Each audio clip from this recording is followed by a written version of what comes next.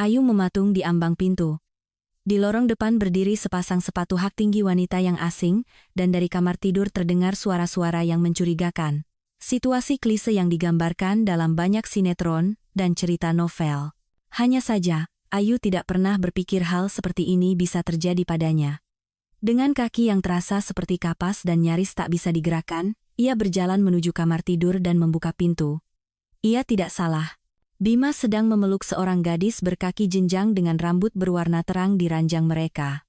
Seketika, tenggorokannya terasa tercekat, nyaris meledak menjadi isak tangis yang putus asa. Namun, Ayu memutuskan tidak akan memberikan kepuasan pada mereka berdua untuk melihat air matanya. Berbalik, ia keluar dan membanting pintu dengan keras. Setelah berlari keluar dari gedung apartemennya, ia menghirup udara dengan rakus, bernapas dengan berat sambil mencoba menenangkan diri, tetapi tidak berhasil.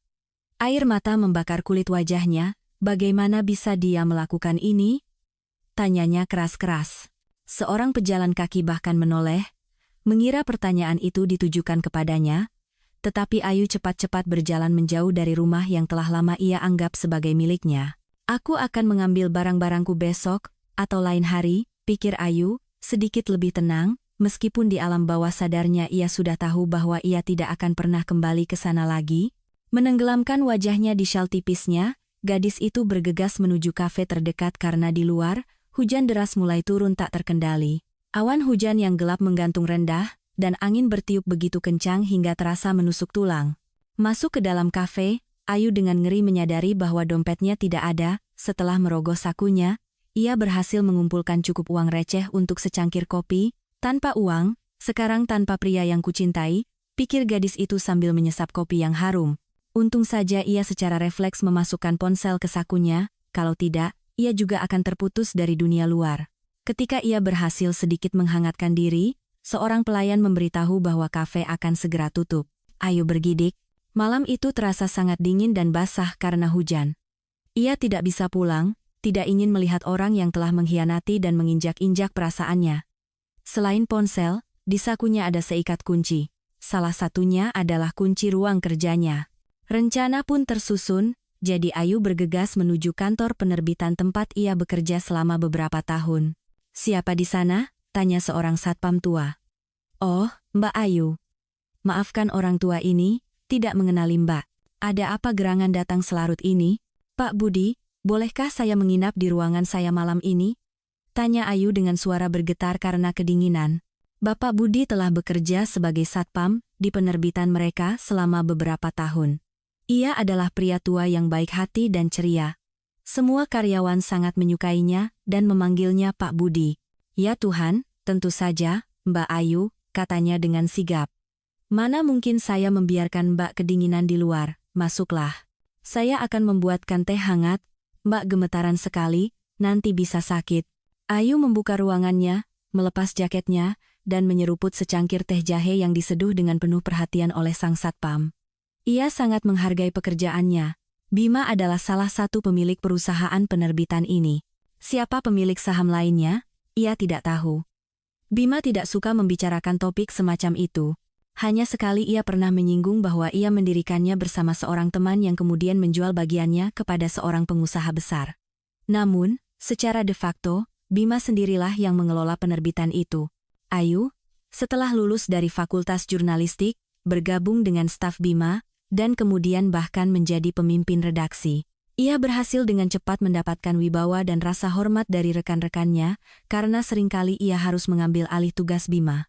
Dan bukan hanya itu, ia selalu berusaha membantu suaminya dalam segala hal, baik dalam pekerjaan maupun keluarga, meskipun status di KTP hanyalah formalitas yang tidak penting bagi siapapun. Sudah berakhir, Ayu. Semuanya sudah berakhir.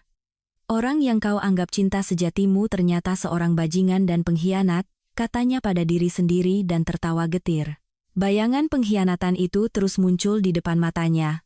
Mengunci pintu, Ayu akhirnya meluapkan perasaannya, menangis hingga tengah malam. Ia hampir tidak tidur, hanya terlelap sejenak menjelang pagi sambil duduk di kursi kerjanya. Ia terbangun oleh suara gaduh di ruang resepsionis. Pintu digedor dengan sekuat tenaga. "Buka. Ayu. Buka. Ku bilang," teriak Bima. Jantung di dadanya berdebar kencang. Ia sama sekali tidak ingin membuka pintu, tetapi ia tahu ia harus melakukannya, kalau tidak Bima akan membuat keributan yang lebih besar saat para karyawan mulai berdatangan. "Kenapa kamu tidak pulang semalam?" tanya Bima. Ayu menatap keluar jendela dalam diam. Ia takut Bima akan melihat air matanya. "Tidak, aku tidak akan memberinya kepuasan seperti itu," pikir Ayu sambil mengepalkan tangannya begitu erat hingga kukunya menancap di kulit. Ayu berbalik, berusaha menatap Bima dengan ekspresi tenang. "Saya tidak ingin mengganggu Anda, Bapak Bima, dari urusan-urusan penting." Bima menatap matanya dengan kurang ajar, tetapi yang mengejutkan Ayu adalah tidak adanya penyesalan atau rasa bersalah sama sekali dalam tatapannya. Sebaliknya, ia menyeringai angkuh. "Lalu apa? Apa yang kau sarankan? Kau mau bilang ini salahku karena kau membawa perempuan entah siapa ke rumah kita?" Ayu merasa sulit bernapas. Ia telah menduga apa saja, tetapi Bima memutarbalikkan fakta seperti ini sudah keterlaluan. Ia memutuskan untuk mengakhiri pembicaraan dan mencoba keluar, tetapi Bima mendorongnya ke dinding. "Mau kemana kau? Apa kau pikir aku akan membiarkanmu pergi begitu saja?" tanyanya dengan angkuh. "Lepaskan, Bima. Semuanya sudah berakhir. Aku tidak mau melihatmu lagi." Ayu mencoba melepaskan diri dari cengkeraman kuat pria itu, tetapi tidak berhasil. "Kau sudah berpikir baik-baik, Ayu?" tanya Bima dengan nada marah. "Kau bukan apa-apa tanpaku. Ingat dari mana aku memungutmu? Kau mau kembali ke lumpur tempat kau berada sebelumnya? Tanpa aku, tidak akan ada yang memberimu pekerjaan di kota ini." Ayu terdiam, mencoba menahan diri agar tidak menangis. Ya, ia tidak punya siapa-siapa lagi dari keluarganya. Satu-satunya orang terdekat yang ia miliki selama ini adalah Bima.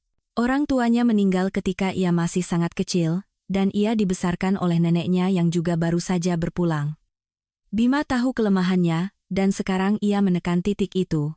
"Sayang sekali selama bertahun-tahun aku tidak bisa melihat siapa dirimu sebenarnya," kata Ayu, merasakan cengkeramannya sedikit melonggar. Gadis itu berhasil melepaskan diri dan berlari menjauh, tidak sanggup lagi menahan isak tangisnya. Kekosongan hitam yang besar terbentuk di dalam jiwanya, menimbulkan perasaan putus asa yang total. Setelah berlari cukup jauh dari kantor penerbitan, Ayu berhenti, pikirannya kacau. Bagaimana sekarang harus hidup dan apa yang harus dilakukan, ia tidak tahu. Tatanan hidup yang biasa tidak akan bisa kembali, dan ia harus pindah dari apartemen Bima. Ya Tuhan, bagaimana bisa dia? Hanya satu pertanyaan itu yang berputar di kepalanya. Pikiran bahwa ia harus kembali ke apartemen itu membuatnya takut. Bagaimana jika ia bertemu lagi dengan Bima di sana? Itulah hal yang paling tidak ia inginkan di dunia ini. Sambil menghela napas berat, gadis itu menyeka air matanya dan perlahan berjalan menyusuri jalanan yang dipenuhi toko dan kafe. Untuk barang-barangnya, ia memutuskan untuk kembali nanti setelah sedikit lebih tenang.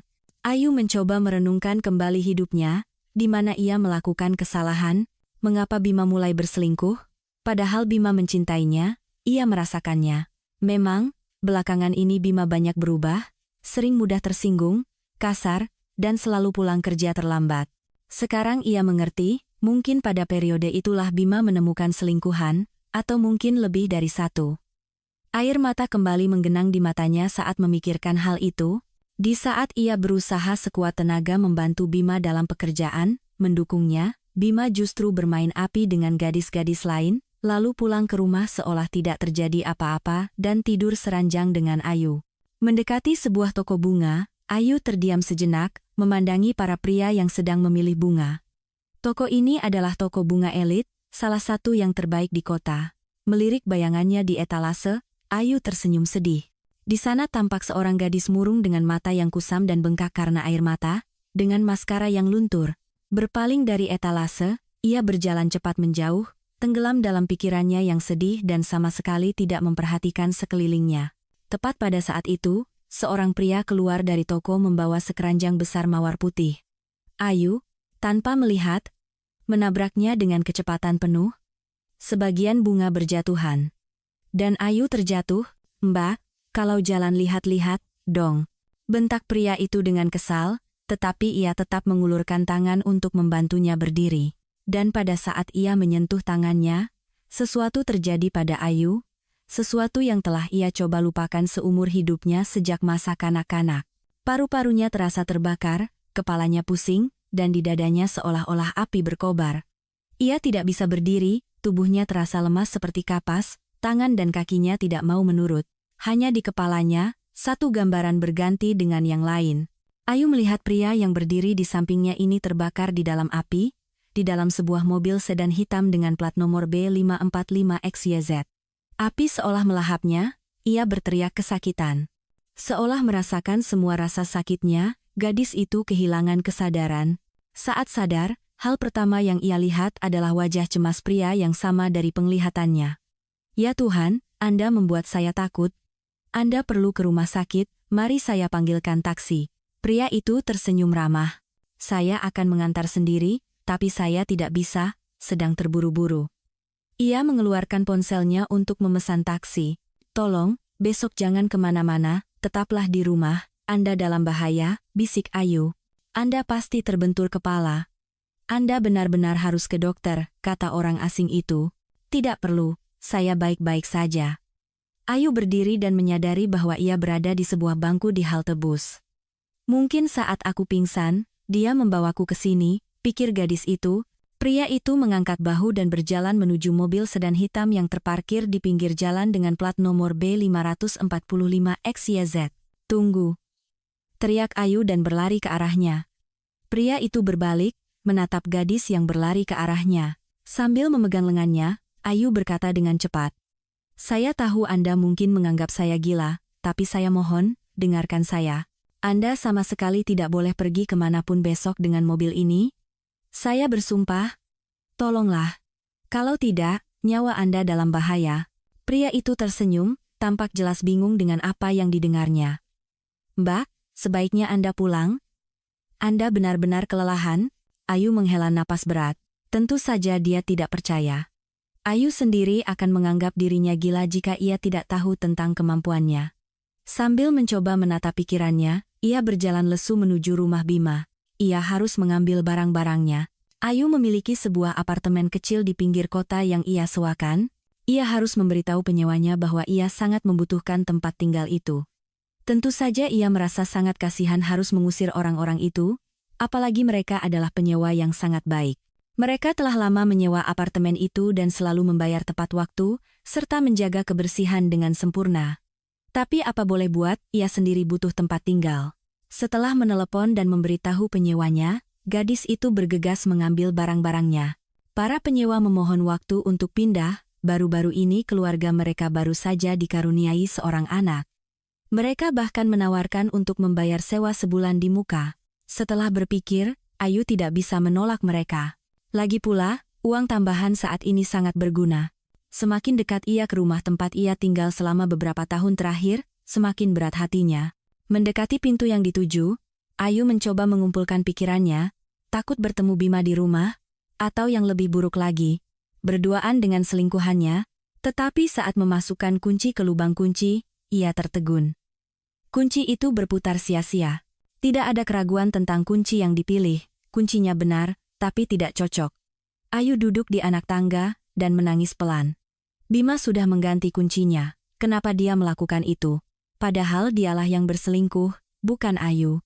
Gadis itu duduk di sana di anak tangga sampai larut malam, menunggu Bima, tetapi Bima tidak juga muncul.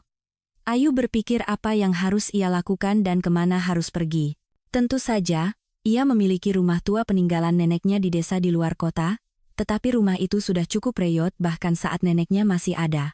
Neneknya menabung semua uangnya untuk membelikan cucu satu-satunya sebuah apartemen di kota, dan sekarang, apa yang terjadi dengan rumah itu? Ayu belum pernah ke sana sejak neneknya meninggal. Setelah berpikir sejenak, ia memutuskan untuk pergi ke kantor.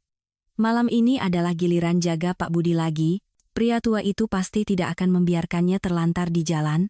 Sesampainya di kantor penerbitan, Ayu merasa sangat lelah. Setelah mengetuk, ia mendengar suara pintu dibuka. Mbak Ayu, saya diperintahkan untuk tidak membiarkan Mbak masuk lagi. Maafkan saya, orang tua ini. Bima yang menyuruh, tanya Ayu, dengan bibir bergetar. Iya. Tadi setelah Mbak pergi, dia seperti orang kesetanan. Berteriak pada semua orang, menyuruh segera mencari pengganti Mbah. Tapi akan sulit baginya menggantikan Mbah, bahkan bekerja untuk 3 orang. Satpam itu menghela napas berat. Saya tidak tahu apa yang terjadi di antara kalian. Tapi saya tidak bisa membiarkan Mbak kedinginan di luar. Masuklah, menginap saja di pos saya. Besok pagi baru pikirkan apa yang harus dilakukan. Terima kasih, Pak Budi, jawab Ayu sambil terisak. Kepalanya serasa mau pecah, dan hatinya sakit karena perlakuan yang tidak adil. Namun, begitu kepalanya menyentuh bantal, Ayu langsung tertidur. Ia terbangun ketika matahari sudah bersinar terang, dan terdengar suara riuh orang-orang. Dengan cepat merapikan diri, Ayu menuju ruangannya. Yang mengejutkan, ruangannya terbuka. Ayu bergegas mengumpulkan barang-barangnya, yang cukup banyak. Yang terpenting tentu saja laptopnya. Dengan tergesa-gesa memasukkan barang-barangnya ke dalam tas, ia hendak keluar dari ruangan itu ketika Bima muncul di ambang pintu. Siapa yang berani membiarkanmu masuk ke sini? Kau sudah dipecat sejak kemarin. Desisnya. Jangan khawatir, aku datang untuk mengambil barang-barangku dan pesangon. Aku tidak akan mengganggumu lagi, jawab gadis itu. Orang yang berdiri di hadapannya sekarang nyaris tidak mirip dengan orang yang pernah ia cintai. Pergi, tapi letakkan barang-barang itu kembali, teriak Bima. Orang-orang yang penasaran mulai mengintip ke dalam ruangan, tetapi itu tidak membuatnya malu sedikit pun. Tapi ini barang-barang pribadiku, dan laptop ini juga milikku. Jangan gila, Bima, jawab Ayu sambil memeluk tasnya. Pada saat itu, Bima yang marah mengangkat tangannya untuk memukulnya, tetapi seorang sekretaris yang masuk menggagalkan niatnya. Bapak Bima, Direktur Utama sudah datang, menunggu Anda di ruangannya, kata gadis itu. Kau beruntung, sekarang pergi dari sini, teriak Bima pada Ayu. Aku tidak tahu kenapa kau bersikap seperti ini. Mungkin ini balasan atas kesetiaan dan cintaku padamu. Tapi ketahuilah, karma itu ada, dan semua kejahatan yang kau lakukan padaku pasti akan kembali padamu. Lihat saja nanti, kata Ayu dengan suara keras dan berlari keluar ruangan sambil menyeka air mata.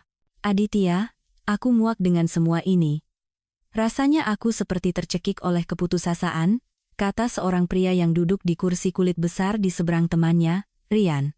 Sobat, jangan berlebihan. Siapapun akan iri padamu, bisnis stabil, pendapatan bagus, gadis-gadis terbaik. Lihat saja cindimu itu, seperti keluar dari majalah, tidak bisa melepaskan pandangan, jawab Rian sambil tersenyum. Kau benar. Hanya saja semua itu sudah lama tidak memberiku kebahagiaan. Aku ingin hubungan yang tulus dan sejati. Sementara semua gadis itu, termasuk Cindi, hanya tertarik pada tebalnya dompetku. Aditya menatap keluar jendela dengan termenung. Masa sih hanya dompetnya, tawa Rian. Kau kan sudah populer sejak sekolah, karena selalu dianggap tampan. Aditya berdiri dan mendekati jendela panorama besar di ruang kerjanya. Ya, itu benar. Ia selalu diminati oleh kaum hawa, dan ketika ia punya uang, popularitasnya berlipat ganda.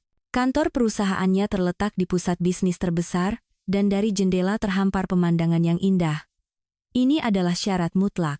Di dalam hatinya, Aditya adalah seorang romantis sejati, meskipun ia harus menyembunyikan perasaan itu dalam-dalam agar tidak dianggap lemah. Dalam bisnis, yang penting adalah ketegasan, ketenangan, dan kekerasan. Aditya memiliki sebuah holding media besar yang mencakup beberapa penerbitan terbesar dan bahkan beberapa stasiun televisi. Hari ini aku bertemu dengan seorang gadis aneh saat membeli bunga untuk Cindi, katanya pelan, terus menatap kejauhan. Lalu, apa gadis itu begitu cantik sampai membuatmu gila? Tanya Rian sambil tersenyum. Bukan itu masalahnya. Aku bahkan tidak sempat melihatnya dengan jelas, tapi kata-katanya tidak bisa hilang dari pikiranku.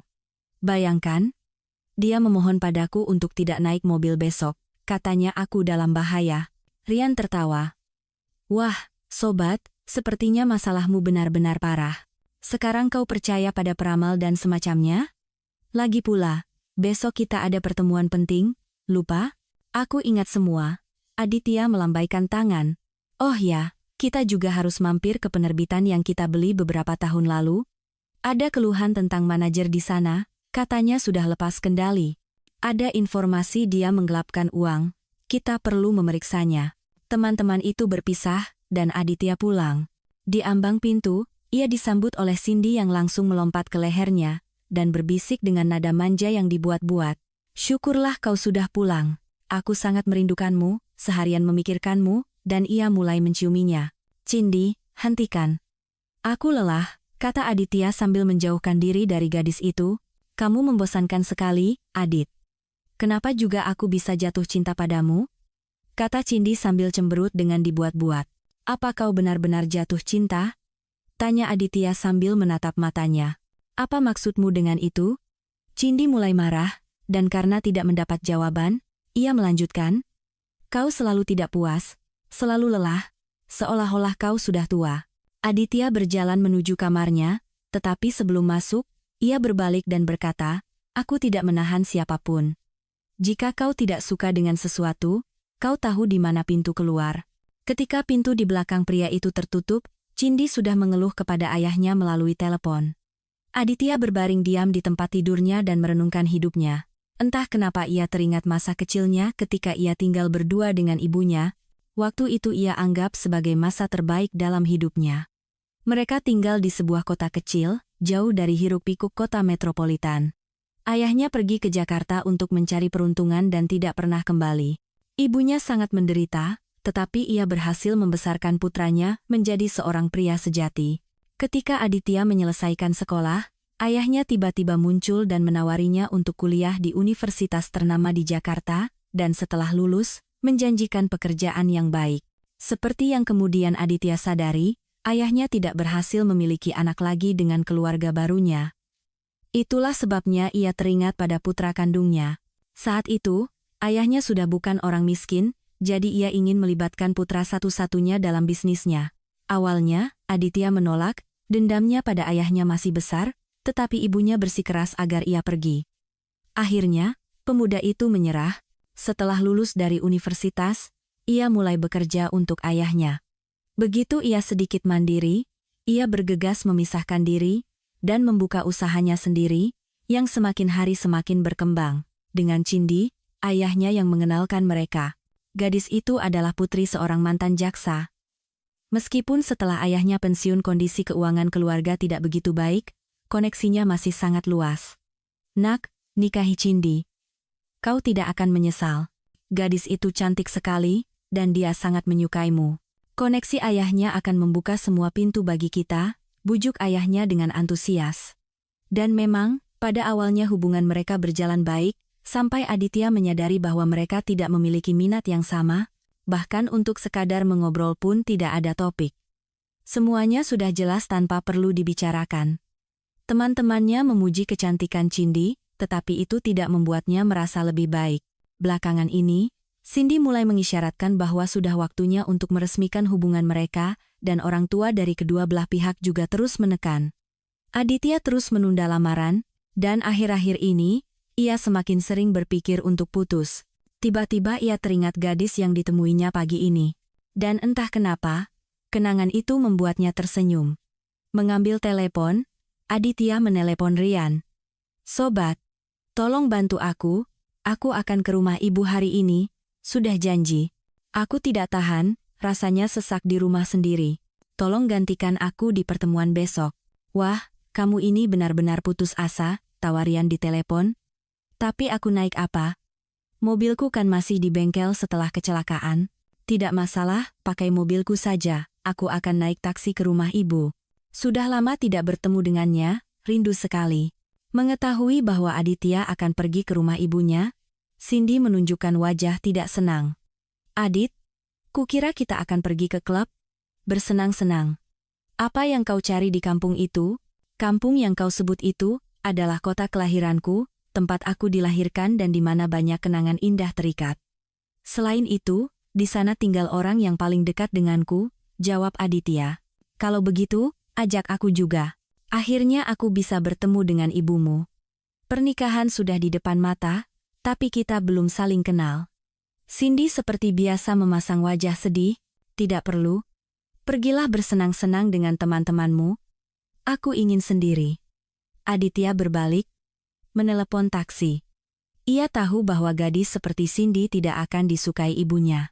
Ibunya adalah orang yang peka dan akan langsung mengerti bahwa tidak ada perasaan di antara mereka, Padahal, ibunya selalu mengajarinya bahwa menikah harus karena cinta. Cindy, untuk basa-basi, masih memohon sedikit lagi, tetapi karena tidak mendapat persetujuan dari tunangannya, ia pergi ke klub bersama teman-temannya. Aditya, sebaliknya, memutuskan untuk mengunjungi penerbitan itu pagi-pagi sekali. Ia tidak bisa tidur, pikirannya kacau. Sesuatu seolah membebaninya, rasanya seluruh hidupnya sedang menuju kehancuran. Ya, ia tidak punya masalah dengan uang, tetapi itu tidak cukup. Ia hanya membutuhkan seseorang yang akan mencintainya dengan tulus dan mendukungnya, dan yang akan ia cintai juga.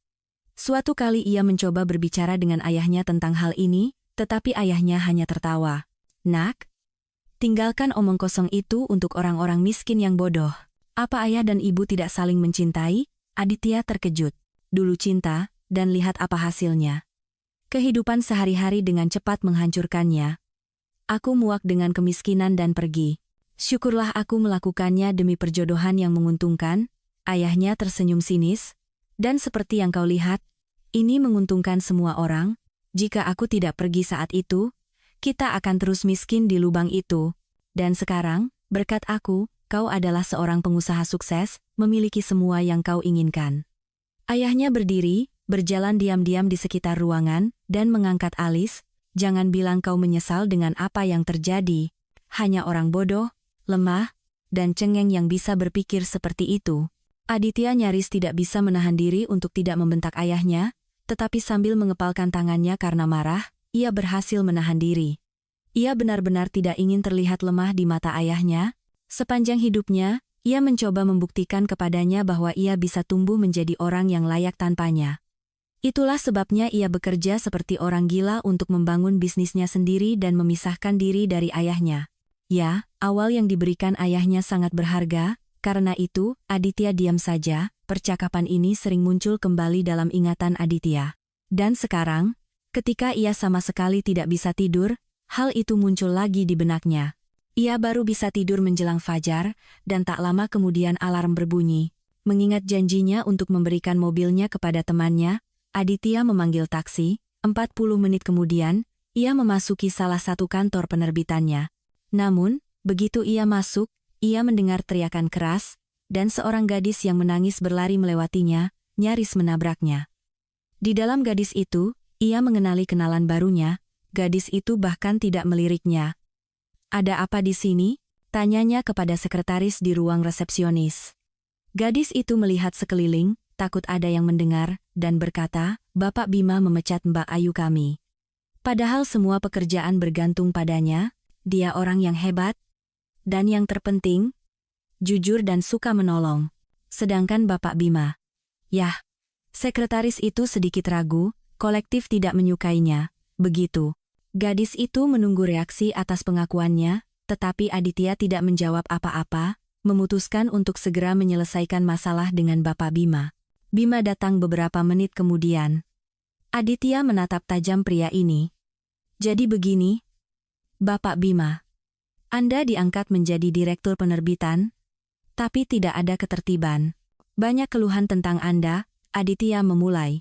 "Saya tidak tahu siapa yang menyebarkan gosip kepada Anda, tapi di sini semuanya baik-baik saja, dan mereka yang menyebarkan informasi bohong pasti entah pesaing atau karyawan yang dipecat dan sakit hati." Bima menatap direktur utama dengan angkuh, bahkan menantang. "Justru itu. Akhir-akhir ini, tingkat pergantian karyawan di sini sangat tinggi. Bisakah Anda jelaskan kenapa?" tanya Aditya. Pria yang duduk di hadapannya mulai membuatnya jengkel. "Kami sedang menyaring staf, hanya memilih spesialis yang hebat," jawab Bima cepat. "Saya perhatikan. Pokoknya, akan ada pemeriksaan mendadak di penerbitan ini," kata Aditya. "Anda boleh pergi, Anda bebas."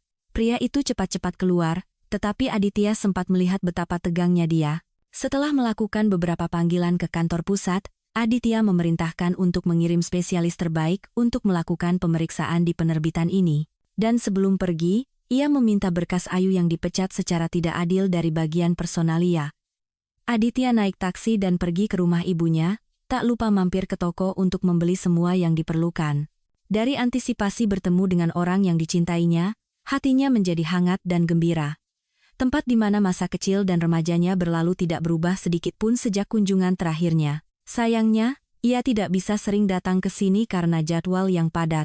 Setelah membayar sopir taksi, Aditya berdiri sejenak di depan gedung apartemen 5 lantai tempat ia dibesarkan. Berkali-kali ia menawarkan ibunya untuk pindah ke tempatnya, atau membeli apartemen di gedung yang lebih baru dan modern, tetapi selalu mendapat penolakan. Menghirup aroma hari yang sejuk setelah hujan, Aditya tersenyum dan masuk ke dalam gedung. Ibu Elina tidak menyangka akan melihat putranya, tetapi sangat senang dengan kedatangannya. "Nak, kamu baik-baik saja?" tanyanya. Hati-hati kepada putranya, yang dengan lahap menyantap makanan. "Iya, baik-baik saja, Bu," jawab Aditya singkat. "Biasanya kamu memberitahu dulu." "Jangan salah sangka, Ibu senang sekali melihatmu. Cuma kamu kelihatannya sedang sedih. Lelah dengan hiruk-pikuk kota, Bu, kangen rumah." "Sudah lama tidak bertemu Ibu, rindu." Aditya tersenyum seperti anak kecil. Ibu Elina tidak bertanya lebih lanjut, meskipun ia melihat putranya jelas sedang memikirkan sesuatu. Malam itu, untuk pertama kalinya setelah sekian lama, ia tidur nyenyak dan pulas, dan tidur hampir sampai siang keesokan harinya, setelah sebelumnya mematikan telepon. Ketika ia menyalakannya kembali, pesan-pesan berdatangan seolah-olah ia tidak aktif selama sebulan penuh. "Telepon aku segera." Pesan seperti itu dari temannya, Rian, tidak kurang dari 10. Di antara mereka ada juga pesan dari Cindy, tetapi ia memutuskan untuk mengurusnya nanti, urusan lebih penting. Rian langsung menjawab telepon. "Kau di mana saja? Di sini terjadi sesuatu. Aku kira terjadi apa-apa denganmu. Aku sudah membuat semua orang panik," teriak Rian di telepon. "Tunggu, ada apa?" Aditya terkejut. Ternyata mobil Aditya mengalami kecelakaan dan tidak bisa diperbaiki lagi. Malamnya, saat hendak pergi mengurus pekerjaan menggantikan Aditya, Rian teringat bahwa ia lupa dokumen penting di kantor, jadi ia meminta sopir untuk mengambilnya. Tetapi sopir itu mengalami kecelakaan parah yang menewaskannya. Menurut versi awal, rem dan tangki bensin mobil itu rusak. Mobil itu terbakar. "Ini bukan kebetulan, teman-teman sudah bilang," lanjut Rian, "kita berdua beruntung. Kasihan sopirnya, masih muda, baru saja bekerja." Aditya cepat-cepat bangkit dan bersiap-siap pulang. "Nak, kok sudah mau pergi? Ibu kan belum sempat ngobrol denganmu." Mata ibunya berkaca-kaca. "Aku harus pergi, Bu." "Maaf, aku pasti akan segera datang lagi, jangan khawatir." Aditya mencium ibunya dan hampir berlari menuju taksi. 3 hari kemudian, pemeriksaan resmi mengkonfirmasi dugaan tersebut. Pesangon yang diterima Ayu di kasir ternyata sangat kecil, meskipun gaji Ayu tidak terlalu tinggi dibandingkan dengan beban kerja dan tanggung jawabnya. Ia tidak pernah meminta Bima untuk menaikkan gajinya, merasa tidak enak dengan karyawan lain, semua orang tahu bahwa mereka tinggal bersama.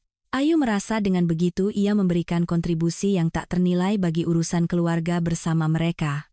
Ia sangat mencintai pekerjaannya, sayang sekali tidak ada yang menghargainya. Perjalanan 2 jam di kereta ekonomi yang dingin terasa tak berujung. Turun di stasiun yang dituju, Ayu bergidik.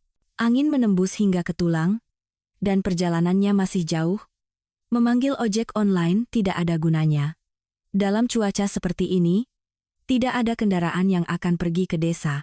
Menaikkan keran jaketnya lebih tinggi dan memasukkan tangan ke saku, gadis itu melangkah di jalan setapak yang nyaris tidak terlihat. Ia hampir kehabisan tenaga ketika desa yang dikenalnya mulai terlihat. Sedikit lagi, pikir Ayu dalam hati, mengumpulkan sisa tenaganya. Tiba-tiba ia merasa mendengar suara aneh di dekatnya. Ayu menoleh dan melihat sesosok manusia terbaring di lumpur. Dengan hati-hati mendekat, ia mendengar gumaman seorang pria. "Anda kenapa?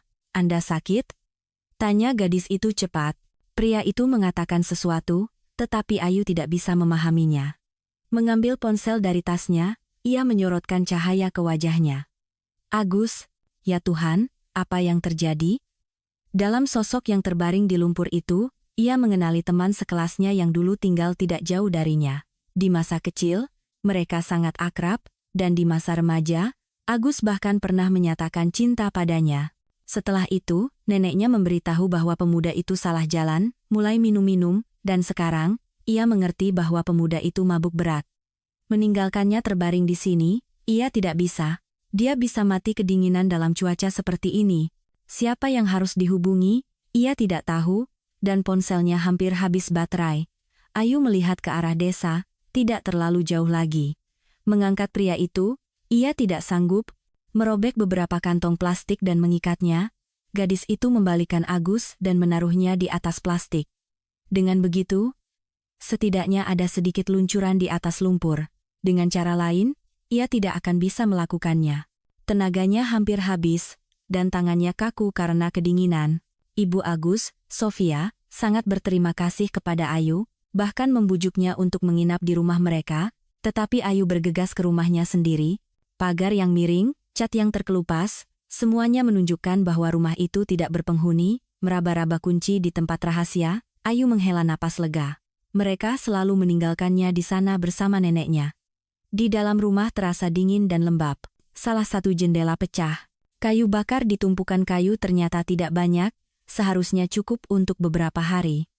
Ayu cepat-cepat menyalakan tungku dan pergi mencari sesuatu untuk menambal jendela. Selain sepotong linoleum tua, tidak ada yang bisa ditemukan di gudang. Memutuskan untuk sementara menggunakan itu, gadis itu mulai bekerja. Beberapa saat kemudian, angin tidak lagi terlalu kencang masuk melalui jendela, dan kehangatan dari tungku perlahan memenuhi rumah. Ayu berbaring di tempat tidur, dan tertidur lelap. Ia terbangun karena rasa sakit yang tak tertahankan di tangannya. Warnanya tidak wajar. Ayu menyadari bahwa ia mengalami radang dingin. Pada saat itu, terdengar ketukan di pintu. Di ambang pintu berdiri, Ibu Sofia dengan sekeranjang di tangannya. "Ayu, apa kabar? Maafkan ibu tua ini, kemarin belum sempat berterima kasih padamu dengan baik, sibuk mengurus si pemabuk itu, kamu sudah pergi." "Tidak apa-apa, Bu. Mana mungkin saya meninggalkannya kedinginan di luar." Ayu tersenyum malu. "Silakan masuk, Bu. Tapi saya tidak punya apa-apa untuk disuguhkan, nanti saya ke warung beli bahan makanan." "Apa kau ini, Nak?" Bu Nani, pemilik warung, dalam cuaca begini tidak akan membuka warungnya. Terasnya tertutup lumpur sampai atap, dan tidak ada yang membersihkan. "Ini, ibu bawakan sedikit oleh-oleh. Ada ayam kampung, telur, susu, dan tahu. Ibu juga taruh ramuan herbal untukmu. Bisa diminum tehnya. Dan selai." Wanita tua itu meletakkan keranjang di atas meja. Ayu mengeluarkan oleh-oleh itu dan berterima kasih pada tetangganya. Dunia ini memang tidak kekurangan orang baik, pikirnya. "Apa yang membawamu ke sini, Nak? Apalagi dalam cuaca buruk begini?" "Nenekmu bilang kamu sudah mapan di kota, semuanya baik-baik saja?" tanya Ibu Sofia. "Begitulah, Bu." Ayu menghela napas. Ia tidak ingin menceritakan detailnya. Setelah berpamitan dengan tetangganya, Ayu mulai membersihkan rumah dan memasak makan siang. Di dalam rumah, sudah cukup hangat. Di dalam sebuah peti tua di antara banyak barang, ia menemukan baju olahraga lamanya yang dulu pernah ia bawa. Neneknya selalu menyimpan barang-barang di peti, sambil berkata bahwa semuanya bisa berguna dalam hidup. Betapa benarnya beliau. Mengingat neneknya, air mata menggenang di matanya. Beliau seolah tahu segalanya lebih dulu. Tak heran di desa orang-orang bersikap waspada padanya, tetapi pada saat yang sama semua menghormatinya. Tidak ada yang tahu tentang kemampuannya, kecuali cucunya. Yang lain hanya bisa menduga-duga. Tangannya semakin sakit. Selain itu, tenggorokannya mulai sakit dan suhu tubuhnya naik. Di rumah tidak ada obat sama sekali, hanya rebusan herbal yang dibawa tetangga dan selai yang sedikit membantu. Bangun pagi, Ayu merasa kondisinya semakin buruk. Tenaganya hampir habis, demamnya tidak turun. Gadis itu sesekali jatuh tertidur. Ia bermimpi tentang neneknya dan masa-masa tanpa beban yang mereka lalui bersama. Orang tuanya meninggal dalam kecelakaan kerja ketika ia berusia hampir 7 tahun. Bus yang membawa mereka ke tempat kerja terbalik dan jatuh ke jurang. Semua selamat kecuali orang tua Ayu. Neneknya seolah tahu lebih dulu apa yang akan terjadi. Setelah dewasa, suatu hari Ayu bertanya padanya mengapa ia tidak melarang mereka pergi saat itu jika ia tahu segalanya. "Bukan kuasaku untuk menentukan nasib orang, cucuku. Takdir tidak bisa dihindari, sepahit apapun bagi kita." Sejak saat itu, mereka tinggal berdua dengan neneknya. Wanita tua itu merawat cucunya sebisa mungkin. Ia bahkan berhasil membeli sebuah apartemen kecil di kota untuknya. Gadis itu sangat menyayangi neneknya, berusaha membantunya dalam segala hal. Bahwa ia juga mewarisi kemampuan dari neneknya, Ayu akan mengetahuinya sedikit lebih lambat, di usia remaja. Penglihatan itu jarang terjadi, tetapi sangat menakutkan bagi gadis itu. Ayu merasa seluruh tubuhnya terbakar, tetapi tenaganya untuk bangkit dari tempat tidur hampir tidak ada. Terdengar ketukan di pintu. Ayu mencoba mengangkat kepalanya dari bantal, berpikir bahwa siapapun yang ada di balik pintu pasti akan membantunya. Gadis itu mengumpulkan sisa tenaganya, dan perlahan berjalan menuju pintu depan. Ketukan itu terulang, dan dengan susah payah ia berhasil membuka pintu, tetapi begitu berhasil, ia nyaris tidak bisa melihat tamunya sebelum kehilangan kesadaran. Aditya putus asa. Tidak ada nomor rumah, apalagi nama jalan. Jadi, Aditya hampir kehilangan harapan untuk menemukan kenalan barunya yang bernama Ayu. Mengetuk salah satu dari sedikit rumah yang lampunya menyala, Aditya berharap bisa mendapatkan informasi tentangnya. Seorang wanita tua yang membuka pintu menatapnya dengan curiga. Saya hanya tahu satu gadis bernama Ayu yang mungkin Anda cari, jawab wanita tua itu.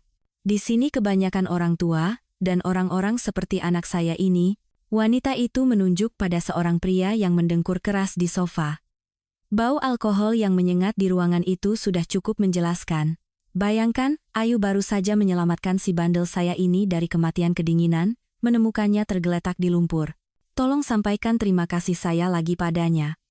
Saya sendiri tidak bisa pergi, sudah 3 hari sakit, susah bangun. Sekarang Aditya tahu arah yang harus dituju. Menemukan rumah yang dimaksud, pria itu memperhatikan bahwa pintu tertutup lumpur, dan hanya cahaya lampu yang redup yang menandakan ada orang di dalam. Tidak ada yang menjawab ketukannya, ia harus mengetuk berkali-kali sebelum pintu terbuka. Namun, begitu membuka pintu, gadis itu langsung jatuh pingsan. Aditya sempat menangkapnya dan, setelah masuk ke dalam rumah, membawanya ke tempat tidur. Wajah gadis itu pucat pasi, dan seluruh penampilannya menunjukkan bahwa ia harus segera dibawa ke rumah sakit. Ide memanggil ambulans langsung Aditya singkirkan. Kemungkinan besar tidak akan bisa melewati jalanan berlumpur seperti ini. Jadi, ia memutuskan untuk membawanya sendiri. Mobil SUV yang ia pinjam dari ayahnya bisa dengan mudah melewati genangan lumpur apapun. Membungkus Ayu dengan selimut, Aditya dengan hati-hati membawanya ke kursi belakang mobil dan berangkat ke rumah sakit, sambil menelepon salah satu dokter terbaik di kota. Saya mohon, tolong bantu dia, pinta Aditya. Jangan khawatir, ini tugas kami, jawab dokter sambil memasukkan uang yang diterimanya dari Aditya ke dalam saku. Gadis itu dibawa pergi, dengan janji akan diberitahu kondisinya begitu situasinya jelas. Sepanjang perjalanan pulang, Aditya memikirkan Ayu. Tidak setiap gadis akan mempertaruhkan kesehatannya untuk menyelamatkan seorang pemabuk, pikirnya. Luar biasa, menyentuh, dan begitu tak berdaya. Begitulah Ayu di matanya, meskipun ia sama sekali tidak mengenalnya. Membuka mata, Ayu tidak bisa mengerti di mana ia berada. Baru beberapa saat kemudian ia sadar bahwa ini adalah rumah sakit. Ruangannya modern dengan renovasi yang bagus, seperti yang hanya pernah ia lihat di film. Pergelangan tangannya diperban sepenuhnya, dan obat mengalir dari infus di sampingnya. Bagaimana ia bisa sampai di sini? Ia tidak mengerti. Seorang perawat yang masuk tersenyum ramah. Akhirnya sadar juga. Saya akan panggilkan dokter. Dengan kata-kata itu, ia bergegas keluar. Dokter memeriksa Ayu cukup lama, mengajukan banyak pertanyaan tentang kondisinya. Yang paling mengkhawatirkan adalah tangan gadis itu. Baiklah, Ayu, kondisi Anda sudah berhasil kami stabilkan. Perkembangan pneumonia berhasil dihentikan dengan obat-obatan. Tentu saja, Anda masih perlu berada di bawah pengawasan sampai tubuh Anda pulih sepenuhnya. Beristirahatlah, dokter mengakhiri dan keluar. Ayu tinggal di ruangan bersama perawat yang mengganti cairan infus. Suami Anda hebat, membawa Anda ke sini digendong, membuat seluruh rumah sakit heboh, dan mendapatkan obat-obatan paling mahal. Pria yang tampan pula. Oh, maaf, perawat itu berhenti, melihat tatapan serius pasiennya. Suami, katamu? Ayu tidak mengerti apa yang terjadi, peristiwa terakhir terhapus dari ingatannya. Bahwa Bima bisa merawatnya? Sulit dipercaya, terutama setelah apa yang terjadi di antara mereka. Lalu siapa? Beberapa hari berikutnya berlalu seperti itu juga, prosedur, suntikan, minum obat. Hanya perawat muda itu yang sesekali membawakan oleh-oleh yang dikirim oleh suaminya, setiap kali dengan penuh kekaguman menceritakan tentangnya. Ayu sedang tertidur lelap ketika Aditya masuk ke dalam ruangan. Dalam 2 hari, gadis itu terlihat berbeda. Pipinya mulai merona, dan napasnya teratur dan tenang. Dari dokter, Aditya tahu bahwa tangannya menderita luka bakar dingin yang parah dan membutuhkan perawatan jangka panjang. Selama beberapa hari ini, ia berhasil mengetahui banyak tentang Ayu. Ia mempelajari berkasnya yang diambil dari bagian personalia di kantor penerbitan dan berbicara dengan rekan-rekannya. Ia ingin menyentuh tangannya, tetapi takut membuatnya kaget. Ayu seolah merasakan kehadirannya, dan perlahan membuka matanya. "Anda?" bisiknya. "Halo. Saya Aditya." Waktu itu kita tidak sempat berkenalan, ia tersenyum. "Maaf jika saya menyinggung Anda. Justru saya yang minta maaf, bicara yang bukan-bukan." "Anda pasti mengira saya gila," jawab Ayu. "Justru itu, tidak. Aku berutang padamu. Bisa dibilang kau menyelamatkan nyawaku. Aku tidak pernah percaya hal-hal seperti itu, tapi kata-katamu membuatku membatalkan perjalanan, ketulusan dan desakanmu menyentuhku." "Terima kasih." Ayu terdiam, tidak mampu mengatasi napasnya, yang terengah-engah. Sentuhannya seperti sengatan listrik, hal seperti ini hanya pernah ia rasakan ketika ia mengetahui kemampuannya di masa kecilnya yang jauh. Ayu ingat betapa takutnya ia saat itu, dan neneknya menenangkannya. Kepalanya pusing, dan ia perlahan berbaring kembali di bantal. "Sebaiknya kau istirahat dulu dan jangan khawatir," kata Aditya dengan penuh perhatian. "Mau kubacakan sesuatu?" tanyanya tiba-tiba. Ayu mengangguk. Pria itu duduk di tepi tempat tidur, mengambil sebuah buku, dan mulai membaca. Ayu tidak mendengarkan teksnya, tetapi suaranya begitu merdu, sehingga seolah menghipnotisnya. Hari ini Aditya terlihat berbeda dari saat pertemuan pertama mereka. Saat itu, ia mengenakan setelan jas dan mantel yang tegas. Sekarang, ia mengenakan jeans biru dan kaos biasa. Rambutnya gelap, panjang sedang, disisir rapi ke atas. Aditya bercukur bersih, dan aroma parfumnya nyaris tidak tercium, tetapi sangat menyenangkan. Aditya datang setiap hari. Awalnya percakapan mereka singkat, tetapi seiring waktu mereka mulai berbicara seperti kenalan lama. Minat yang sama, pandangan hidup, selera humor, dan tentu saja pekerjaan di bidang yang sama membuat mereka semakin dekat. "Bagaimana kau bisa menemukanku waktu itu?" tanya gadis itu pada suatu malam ketika Aditya seperti biasa ada di sampingnya. Ia tersenyum. "Ceritanya panjang. Aku harus berkenalan dengan tetanggamu, dan akhirnya menemukan alamatmu." "Kau berbicara dengan Bima?" Ayu terkejut. "Ya."